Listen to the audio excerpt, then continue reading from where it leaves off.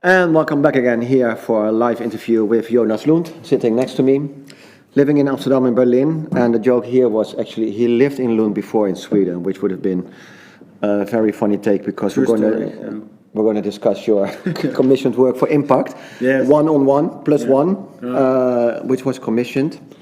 How did it actually get to you? So I had a conversation with Arjan and Katarina in May about the Modern Love exhibition.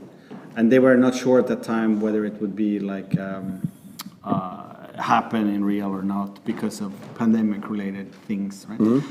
And then we were talking, and then I had just finished another work recently called Friendly Advice, which was a piece where I invited anybody to book my time for 1 hour, while being quantified and coached by performance-enhancing algorithms. And then I didn't hear much. I thought about it. I wrote like an initial pitch for them, which they used to apply for money from the various funding organizations. Mm-hmm. And then I got an email from the team IMPAKT, end of September, that they had gotten the money. So then you had 1 month to... Yes, because it had the launch on the 20th of October, so I actually had 3 weeks. So then what any good artist do is I had to imagine, I had to embody the person that are kind of my top 3 most dislikable people in the world, which is the Silicon Valley tech bro. So I embodied the Silicon Valley tech bro and made a dating platform in that person's honor, perhaps, or like in that person's vibe. Because tech bros like to crunch, right? Crunch work, where you sit and work a lot for many hours. So then let me read out 1-on-1 plus 1. Yeah. By submitting your name, social media handles, email, and your preferred time slot. The artist's trademark matching algorithm will build your profile using a wide range of open source intelligence tools. Yeah. Match you with someone special and arrange a meeting. Yes, indeed. And this meeting is not live, but on video. I know. I mean, the meeting is a video chat, like through like Zoom or it's a Jitsi in this case, open source alternative to Zoom. Yeah. And the video meeting gets quantified. Quantified meaning when you have the meeting, you get coached by the +1 automated. Automated process. Sure, we also do the TM because it's trademarked. Exactly. Yeah, TM. And then the +1 automated process coaches the both of you to have a productive and wonderful first encounter. So says the promo video, which in practice means that everything you say gets processed, and then there are triggers and keywords, and it tries to understand if the conversation is going well or not. Mm-hmm. And it also alerts you to certain things you do, such as if you talk much more than your partner, you will know. And if your partner is happy, you will know. Mm-hmm. And if your partner is sad, you will know. Uh-huh. And if you mention political topics, you will know and be coached and advised to not proceed or to proceed with caution. And if you mention certain trigger words, you get another red alert that says like, trigger word detected, COVID-19, trigger word detective, pandemic, proceed with caution. And you also get real-time advertising. So should you say something like, "Ooh, I'm very thirsty," you can Coca-Cola ads pop up magically. And that's the way how the artwork monetizes itself, right? Although the ads are not actual ads, but something else. So yeah, that's the basic gist of it. The goal clearly is to be kind of confrontational in the experience of what it feels like to be quantified to such a degree and coached by an automatic process. So much of your work, I'm going to interfere here, is about making people subject to a certain set of rules. Mm. And in a lot of your other works, you're also changing the rules while something is happening. Are you planning to do that too in 1-on-1 plus 1? I don't think so, no. I think it's pretty like that's it for now. Yeah. Surely because it's a software product, it's always in kind of endless change, right? Because you can optimize, you can improve, you can tune. Yeah.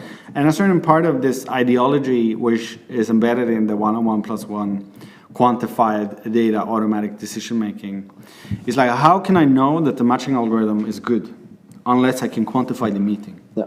Right? So like the matching algorithm pairs 2 people up based on publicly available information, sets them up with a meeting. In order to know how well the matching algorithm does, you have to quantify the meeting too. So every meeting gets a score.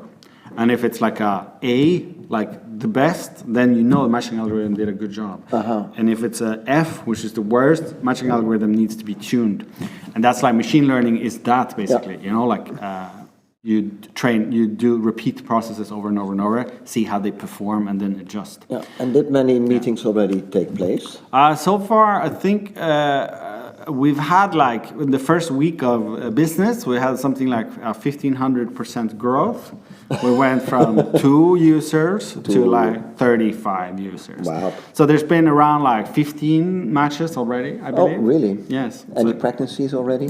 I haven't heard. Also in the way, because I don't really actually know how the meetings go. So I don't know. Like, I mean, yes, you can analyze the data, but it doesn't tell you everything. You don't know what happens offline afterwards. Exactly. Yes. So, but hopefully, yes, this is the new way.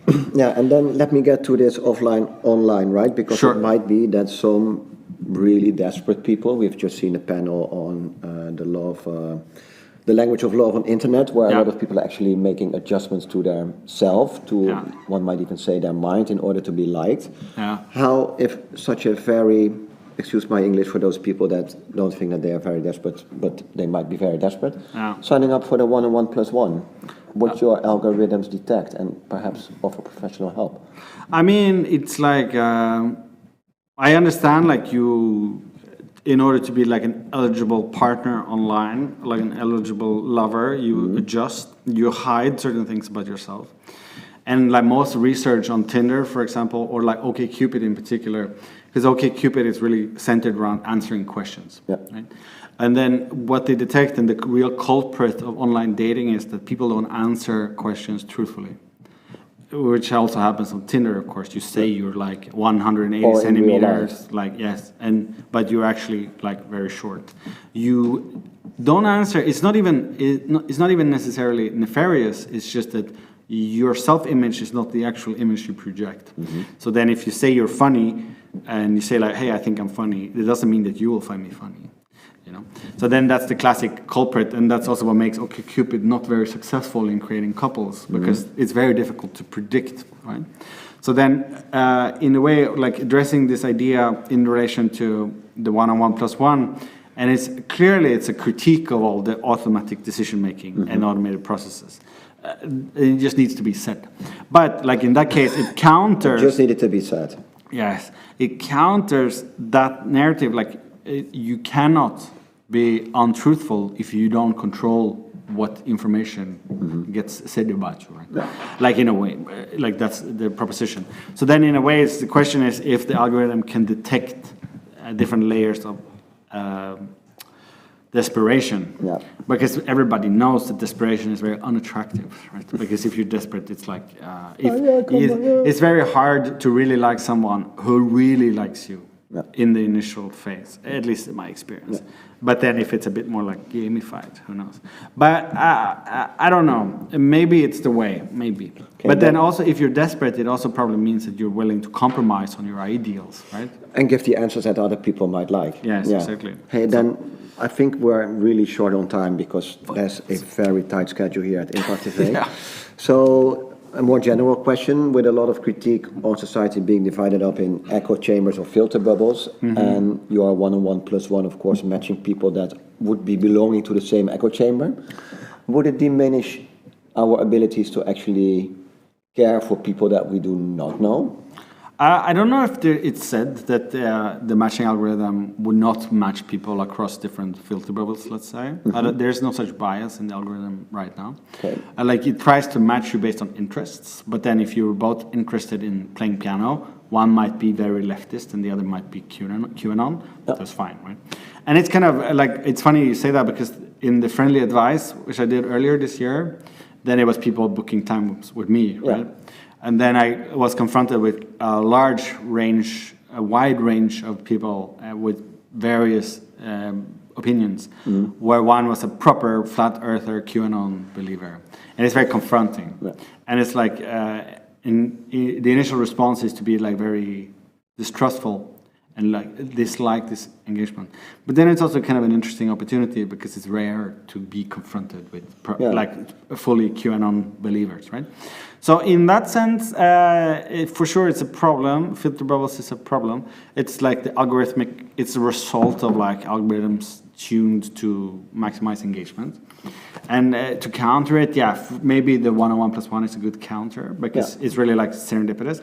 But then one can also make the claim that like chat roulette is a good counter. Or this other example that I wanted to ask you if you knew about, it's called Europe Talks, which is led by Zeit Online, having 19 media partners in various European countries that are actually coupling people to have a discussion based on a few questions they answer underneath newspaper articles. Okay, I see. Nice. What do you think about all these ideas of making people meet that normally would not meet?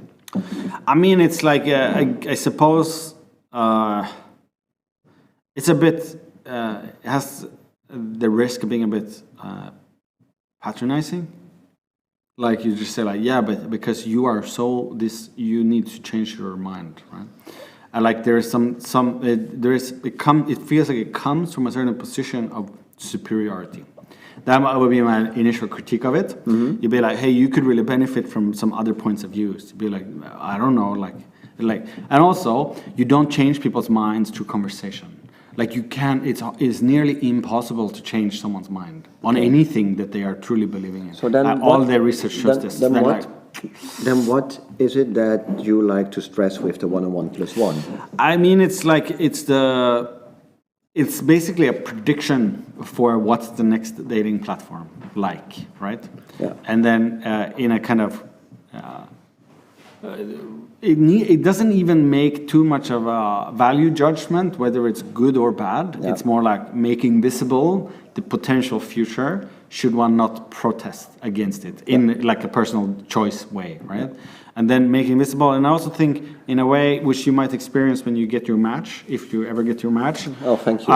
No, but it's not in my control. No, right? I understand.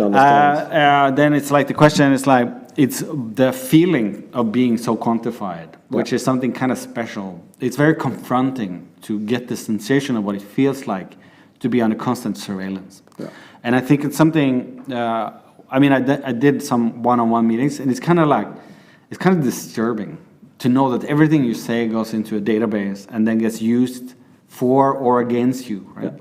And I think that the sensation of that is kind of hard to get to experience in most times. Like you might know, like instinctively, that everything you do on Instagram is tracked. But it's a different thing to feel it, to like feel the eeriness of it and the creepiness. And I think that's somehow one part of the point, but also as maybe a warning for the future that if one is not careful, this is the future we'll get. Thank you. Yeah, so thanks. Imagine I will be in a 1-on-1+1. I'm going to think it's a disaster. I will put a post on my social media saying, oh, 1-on-1 fucked me over. Yeah. I could be coupled to somebody else having the same disturbing experience.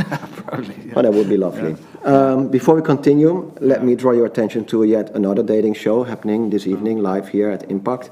It's by Melanie Bonayo at 2300 tonight, live. You're going to be there? No, I don't think so. Oh, okay. Whatever. We're going to continue. Jonas, thank you very much for spending a bit of time with us. Yes, I just exit. Yeah. Thank you. Thank you. Yeah, thanks. Do? Yes. Vibes. So imagine that you are being coupled by the 1-on-1+1 matching algorithm. It seems only logic that we'll continue this IMPAKT TV with the screening of 3 films in the collection, The New Joy of Sex. The New Joy of Sex brings together 3 films that explore the spaces, movements and sound of sex. With Lucy Beach and Edward Thomason's Seria Itch, Daniel Jacobi's No One Cried, and Michael Portnoy's Progressive Touch. And I needed to say, some people might think the content is not very suited for young people. So if you consider yourself to be a very young person, keep something to cover your eyes close. If, on the other hand, you're watching the films and you might have any questions for Daniel Jacobi or Michael Portnoy, you might send them over to questions@impact.nl, and then we can invite Daniel or Michael to answer them in the Q&A we'll be doing after the screening. Enjoy The New Joy of Sex.